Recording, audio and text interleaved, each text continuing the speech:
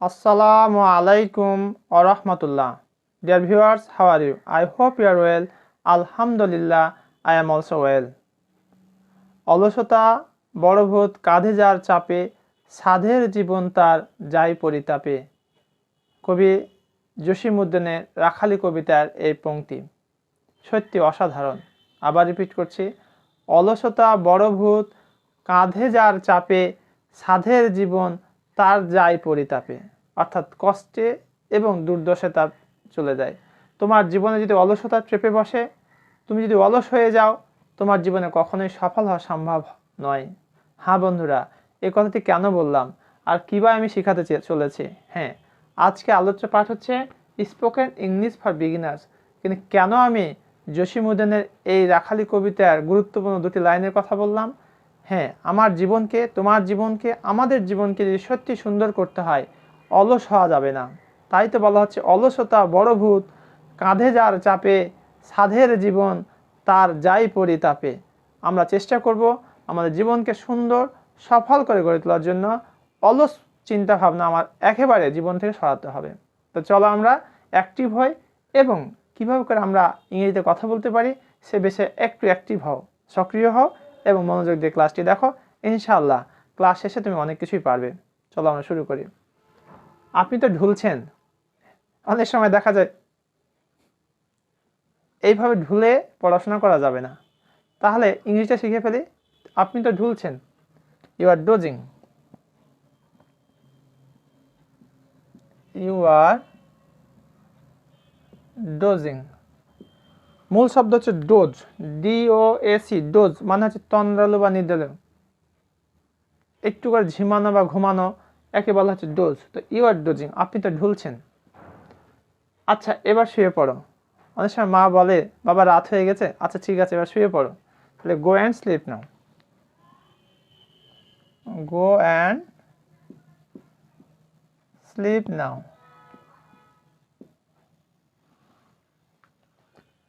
অনেক বেলা হয়ে গেছে, সে শুয়ে আছে, ভোর হয়ে গেছে, মুয়াজ্জিন আজান দিচ্ছে, হাইয়া আলাস সালাহ, হাইয়া আলাল ফালাহ, খবরই নেই, সে ঘুমাচ্ছে। মা তখন বলছে, বাবা অনেক বেলা হয়ে গেছে, যদিও অনেক উচিত ছিল অনেক আগে উঠিয়ে দেওয়া, কিন্তু কোনো কারণবশত দেরি হয়ে গেছে। মা তখন বলছে, বাবা অনেক বেলা হয়ে গেছে। তাহলে অনেক বেলা হয়ে গেছে। The day is far advanced.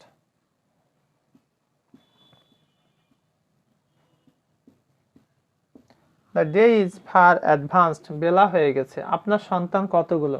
এইটা একটা কমন প্রশ্ন। দেখা যায় যে বৃদ্ধ যদি পিতামাতা হয় অথবা একটু বয়স্ক পিতামাতা হয়, যে কেউ জিজ্ঞাসা করে আপনার ছেলে মেয়ে কতজন। তাহলে আপনার সন্তান কতগুলো? How many children? How many children have you? How many children have you? আপনার ছেলে মেয়ে কতজন? আজ নতুন কি রান্না হয়েছে? বিয়ে করেছে, স্বামী স্ত্রী বেশ ভালো সংসার চলছে, বেশ কিছুদিন হয়েছে। স্বামী থাকে বাইরে অফিসে, এখন অনেকদিন পরে বাসায় এসেছে, দিয়ে বলছে, আজ নতুন কি রান্না হয়েছে? আজ নতুন কি রান্না হয়েছে? What is the new dish today? What is the new dish today? What is the new dish today? আজ নতুন কি রান্না হয়েছে? What is the new dish today? Dish মানে এখানে খাবার। ওকে, ভিজা কাপড় রোদে দাও। স্বামী স্ত্রী বেশ মহব্বত, তখন ভেজা কাপড় জমা আছে, তখন স্বামী স্ত্রীকে বলছে অথবা স্ত্রী স্বামীকে বলছে, একটু ভিজা কাপড়টা রোদে দিয়ে দিন বা রোদে দিয়ে দাও। ভিজা কাপড় রোদে দাও। ভিজা কাপড় হচ্ছে পুট, এখানে খেয়াল করো, put wet cloth in the sun. Pit wet, AWET, wet মানে হচ্ছে ভিজা, পুট মানে রাখা। পুট ওয়েট ক্লথ, ভিজা কাপড় রাখো, ইন দ্য সান, রোদ্রে।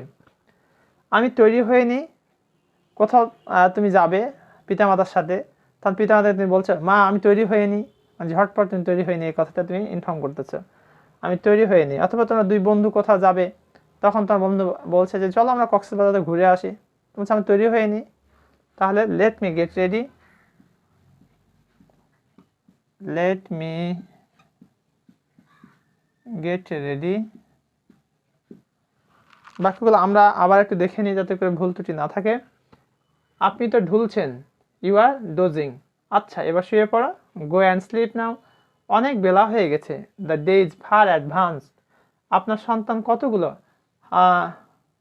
এখানে হাউ হবে, হ্যাভ হয়ে গেছে।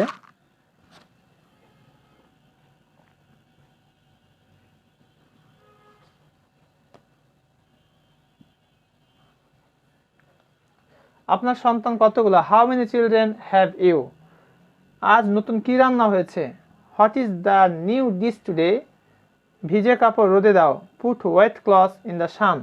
আমি তৈরি হয়নি, let me get ready. Okay বন্ধুরা, আমরা নিজেরাও বলি তৈরি হয়নি পরবর্তী যে গুরুত্বপূর্ণ বাক্যগুলি আছে সেগুলির জন্য, সেটা আমরা দেখে আসি।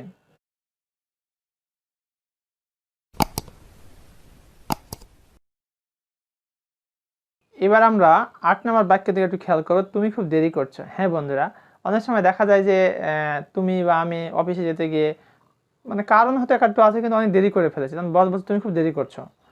তাহলে তুমি খুব দেরি করছো, you are taking too long, you are taking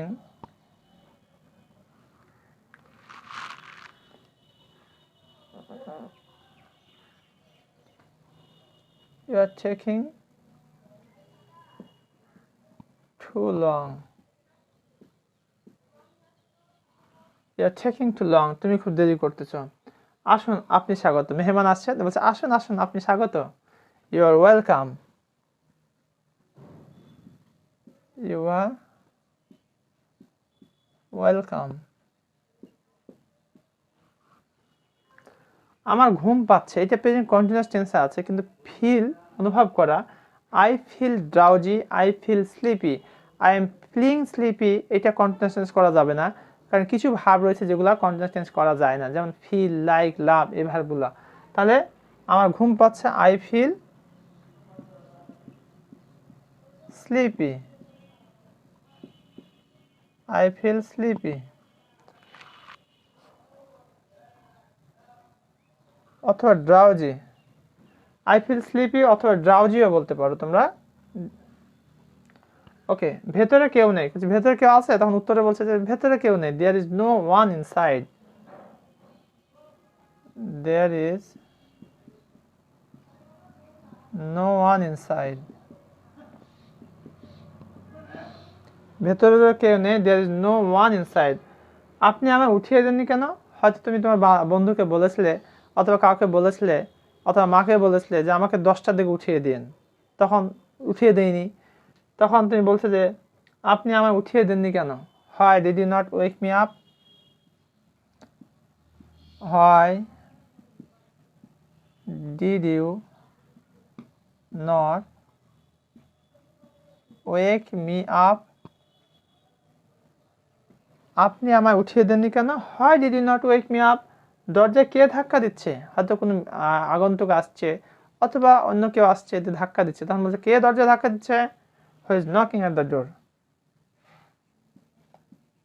who is knocking at the door.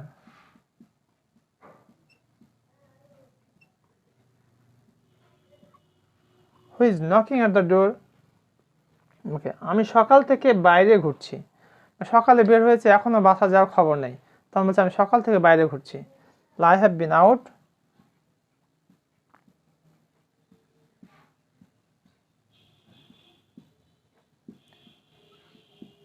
Since morning,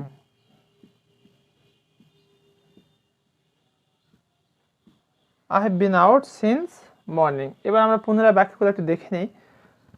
তুমি খুব দেরি করছো, you are taking too long. আসুন আপনি স্বাগত, ইউ আর ওয়েলকাম। আমার ঘুম পাচ্ছে, আই ফিল স্লিপি অথবা ড্রাউজি। ভেতরে কেউ নেই, there is no one inside. আপনি আমায় উঠিয়ে দেননি কেন? Why did you not wake me up. দরজায় কে ধাক্কা দিচ্ছে? Who is knocking at the door. আমি সকাল থেকে বাইরে ঘুরছি, I have been out since morning. এতক্ষণ পর্যন্ত যে বাক্যগুলি বললাম, এই বাক্যগুলি আমরা যারা বিগিনার্স, একেবারে শুরুর পর্যায়ে রয়েছে, তাদের জন্য খুবই খুবই গুরুত্বপূর্ণ। আমার প্রত্যাশা যে তোমরা এই বাক্যগুলি বেশি বেশি প্র্যাকটিস করবে এবং প্র্যাকটিসের মাধ্যমে তুমি তোমার স্পিকিং কোয়ালিটিকে ইমপ্রুভ করে নেবে। Through your practice you can improve your speaking quality, no doubt. সবশেষে তোমাদের কাছে আমার ছোট্ট রিকোয়েস্ট, যদি এই ক্লাসটি একটু ভালো লাগে থাকে তাহলে একটি লাইক করতে মিস করবে না এবং একটি কমেন্ট, তোমরা কোন ধরনের ভিডিও পেতে চাও সে বিষয়ে কমেন্ট করে আমাকে জানিয়ে দাও। ইনশাল্লাহ আমি পরবর্তী ভিডিওতে সেটি দেওয়ার চেষ্টা করব পরবর্তী সময়ে। আর পাশাপাশি যারা এখনও আমার চ্যানেলটি সাবস্ক্রাইব করেনি, my polite and humble request, please subscribe my channel. It inspires me so much. এটা আমাকে অনেক বেশি অনুপ্রাণিত করে। আর তোমাদের একটি লাইক, একটি কমেন্ট আমার সামনের ক্লাসগুলো নিতে অনেক বেশি আমাকে উজ্জীবিত করে। এতক্ষণ পর্যন্ত তোমরা ধৈর্য সহকারে ক্লাসটি দেখার জন্য অসংখ্য ধন্যবাদ। আশা করছি পরবর্তী সময় সাথেই থাকবে। I will try my best to provide your desired post in next time ইনশাআল্লাহ। Thank you very much. আসসালামু আলাইকুম ওয়া রাহমাতুল্লাহ।